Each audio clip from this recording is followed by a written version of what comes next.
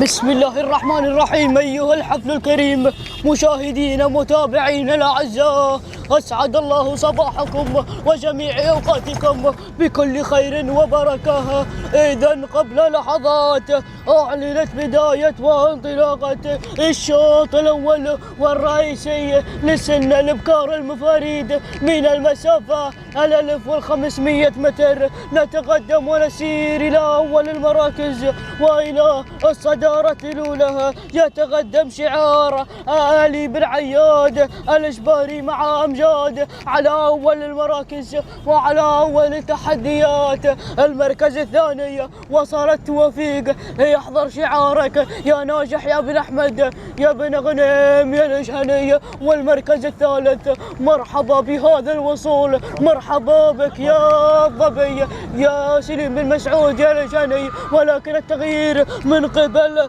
نوف محمد بن رمضان من محمد بن سعيد الكشي، من تغير مجريات هذا الشوط إلى ثاني المراكز. الله الله الله. وثالث المراكز توفيق وناجح بن أحمد من غنيم الجهني.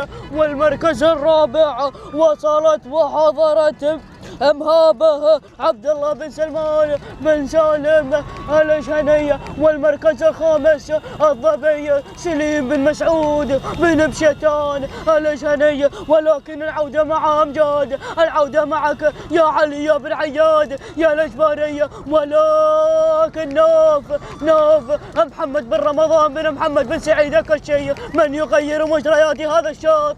معك يا نوف يا محمد يا محمد يا بن رمضان يا بن محمد بن سعيد الكشي. ووصلت وحضرت مهابة بشعارك يا عبد الله يا بن سلمان يا الجهني. ووصلت أمجاد. ولكن نوف الأمتار الأخيرة، الأمتار المجنونة، نوف والشوط الرئيسي. نوف معك الكشي. نوف تهانينا والناموس لك يا محمد يا بن رمضان يا الجهني على حصول نوف على أول المراكز. ثاني المراكز مهابة عبد الله بن سلمان الجهني. المركز الثالث أمجاد عبد الله علي بن عياد الإجباري. تهانينا والناموس لجميع الفائزين، وحظنا وفر لمن بحاله الحظ.